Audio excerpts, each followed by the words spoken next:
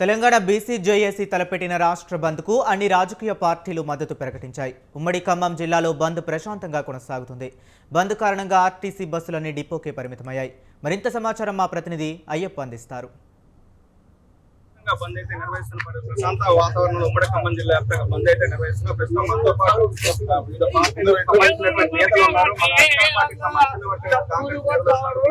నాయకులు కూడా ఉన్నారు. ప్రయత్నం చేద్దాం.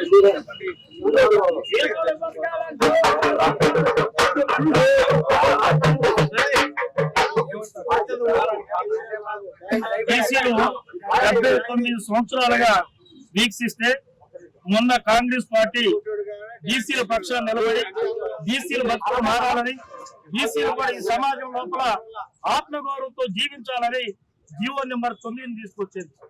జీవో నెంబర్ 9 ఈనాడు 22 నెలలుగా దాని మీద ఒక అధ్యయనం చేసి జీవోని తీసుకొస్తే ఆ జీవో మీద కూడా ఇవాళ 5% లేనోళ్ళు ఇవాళ మా మీద హైకోర్టులో వేసి స్టే తీసుకొచ్చేటువంటి దుర్మార్గమైనటువంటి పరిస్థితి తెలంగాణ రాష్ట్రం లోపల ఉంది.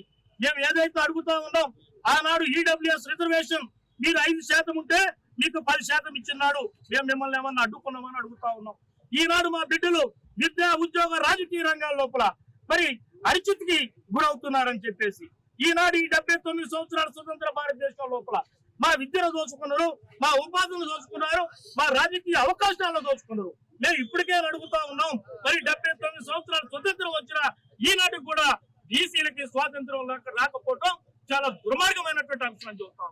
ఈనాడు మేము పోరాటం చేసేది మరి ఏదైతే సర్పంచులుగా, ఎంపీటీసీలుగా, జడ్పీటీసీలుగా లోకల్ బాడీ ఎన్నికల్లో కూడా బీసీలు నిలబడొద్దని చెప్పేసి ఇవాళ మా మీద ఉక్కు పాదం మోపేటువంటి ఏదైతే వర్గాలు ఉన్నాయో ఆ వర్గాలకి రానున్న రోజుల్లో బుద్ధి చెబుతాం. అదే విధంగా ఇవాళ భారతీయ జనతా పార్టీని అడుగుతా ఉన్నాం, మీరు 5% లేని వాళ్ళకి మరి 10% ఈడబ్ల్యూఎస్ రిజర్వేషన్ ఇచ్చినటువంటి భారతీయ జనతా పార్టీ నాయకులారా, కొన్ని దశాబ్దాలుగా ఇవాళ బీసీలు మా ఆత్మగౌరవానికి సంబంధించి మేము ఎంతమంది ఉన్నామో మాకంత మరి రిజర్వేషన్ కావాలని మేము ఇవాళ కొట్లాడుతూ ఉంటే బీసీలను పట్టించుకోకుండా బీసీలను అడగదొక్కేటువంటి మీ వైఖరి ఏదో ఉందో భారతీయ జనతా పార్టీ నాయకులకి ఇవాళ హెచ్చరిక జారీ చేస్తా ఉన్నాం. ఈ వేదికగా ఈనాడు ఈ రాష్ట్రం మొత్తం ఏకమైంది. అన్ని రాజకీయ పార్టీలు వాళ్ళ బీసీ పక్షాలు నిలబడ్డాయి. అన్ని కుల సంఘాలు, ప్రజా సంఘాలు ఇవాళ బీసీల పక్షాలు నిలబడ్డాయి. దొంగ అన్నట్టు ఇవాళ రిజర్వేషన్లు అడ్డుకున్నటువంటి దొంగే భారతీయ జనతా పార్టీ మళ్ళీ ఇవాళ జెండాలు పట్టుకొని ప్రజల మధ్యలోకి వచ్చేటువంటి ప్రయత్నం చేస్తా ఉంది. ఈ వేదికగా నేను చెప్తా ఉన్నా, భారతీయ జనతా పార్టీ నాయకులారా, ఇవాళ కనుక మీరు ఈ సంఘీభావ కార్యక్రమానికి వస్తే మీ ఒళ్ళు బద్దలు చేసే కార్యక్రమం కూడా ఈ బీసీ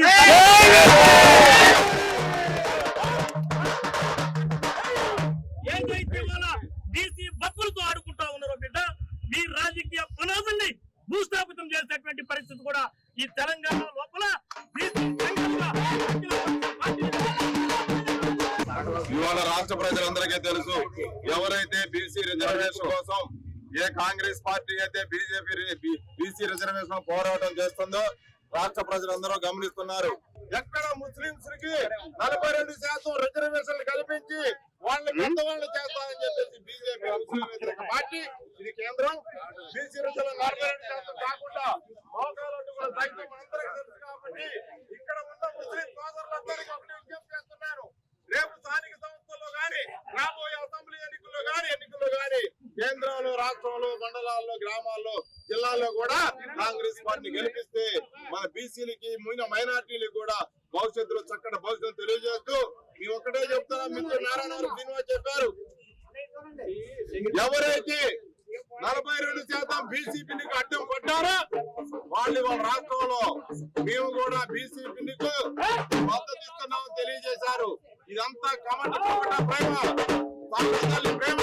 వాళ్ళ కడుపులో ఉందొకటి, గొంతులో ఉందొకటి, మాటల రూపంలో ఒకటి చెప్తున్నారు, కడుపులో రహస్య గదుల్లో కూర్చొని మంత్రాలు చేస్తున్నారు. కాబట్టి మీరంతా కూడా తిరగబడి బీజేపీకి, కేంద్రంలో ఉన్న బీజేపీకి, ఎంపీలకి, మంత్రులకు కూడా బుద్ధి చెప్పాల్సిన సమయం వచ్చింది. కాబట్టి మరొకసారి అందరూ కూడా కాంగ్రెస్ పార్టీకి కట్టుబడి భవిష్యత్తులో కాంగ్రెస్ పార్టీకి ఓట్లేసి కేంద్రంలో, రాష్ట్రంలో కూడా పార్టీ గెలిపి కూడా హాయిగా